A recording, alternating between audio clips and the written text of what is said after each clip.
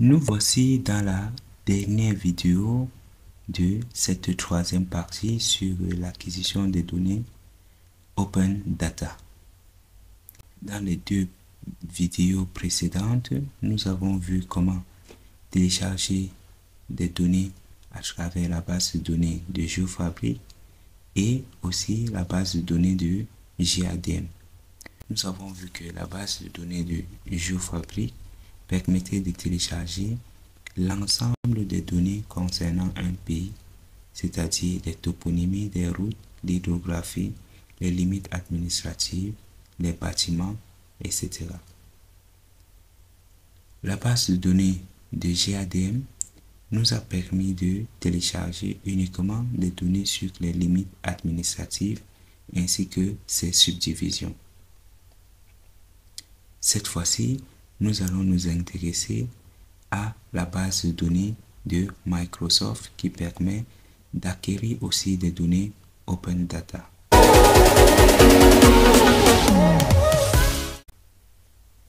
Pour cela, nous allons nous rendre comme d'habitude sur notre menu HTML,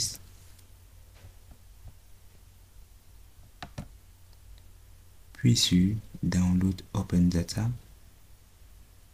Et à ce niveau, vous allez voir, nous avons deux propositions de Microsoft. Nous avons le Microsoft Built-in Footprint Release et le Microsoft Built-in Footprint Global. Commençons par le Microsoft Built-in Footprint Release. Faites un clic gauche et vous serez redirigé sur ce panneau. Ici, il s'agit des données sur les bâtis.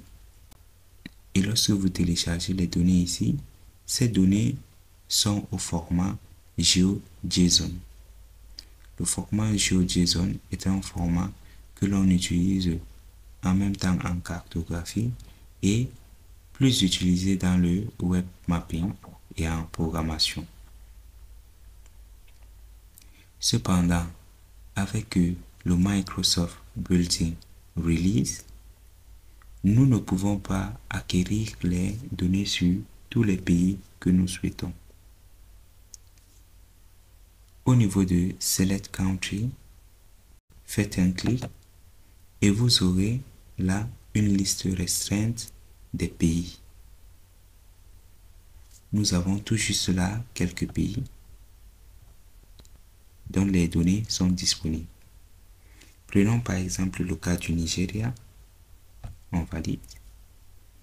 Ici, nous aurons le nombre approximatif du bâti présent dans tout le Nigeria, une estimation de ce qui est déjà fait, et nous aurons la taille de ce fichier qui est environ 2 gigas.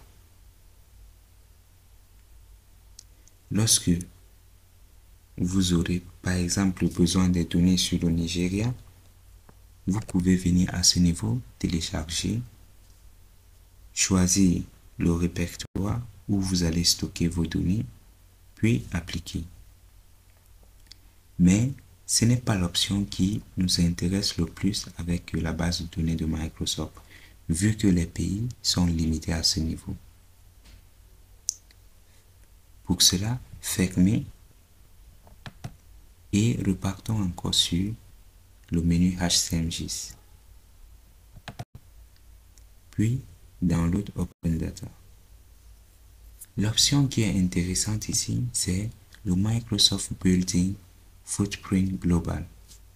Faites-y un clic gauche. Vous aurez cette liste qui présente l'ensemble des pays du monde. Vous aurez là les noms des pays. Vous aurez là les bâtis qui ont été vectorisés et numérisés. Vous aurez là la taille du fichier que vous téléchargez. Et ici, le lien qui vous permettra de télécharger votre base de données. Prenons l'exemple ici. Nous souhaitons télécharger les données sur le Congo. Nous voulons avoir les données sur le bâti au Congo. Pour faire simple, rendez-vous dans la barre de recherche ici et écrivez le pays que vous souhaitez télécharger, en l'occurrence le Congo. Ici, nous avons le Congo RDC et le Congo Brazzaville. Au niveau du Congo RDC, nous avons là plus de 7 millions de bâtis qui ont été déjà numérisés pour un volume de 516 mégas. Par contre, en Congo Brazza, nous avons tout juste environ 200 000 bâtis pour un fichier d'environ 14 mégas. Pour télécharger cela, c'est simple. Vous allez cliquer sur le pays qui vous intéresse. Par exemple, ici, le Congo Brazzaville. Une fois que vous aurez donc choisi le pays de votre choix dont vous désirez télécharger les données, vous allez tout juste cliquer sur le bouton appliquer ici en bas et automatiquement vous serez redirigé vers votre navigateur par défaut. À l'occurrence, chez moi ici, Internet Explorer. Une fois redirigé, vous verrez que votre téléchargement est automatiquement lancé.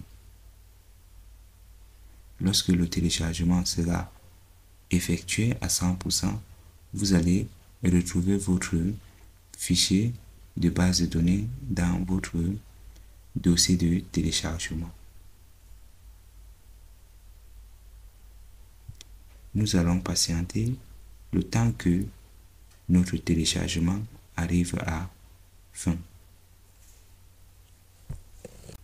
Voilà, notre téléchargement est enfin fini. Je vais cliquer sur ouvrir le dossier ou bien vous pouvez tout juste vous rendre dans votre dossier de téléchargement et vous aurez là votre donnée que vous venez de télécharger. Voilà les données sur le Congo que nous venons de télécharger. On peut tout juste décompresser cela. Tout juste comme ceci.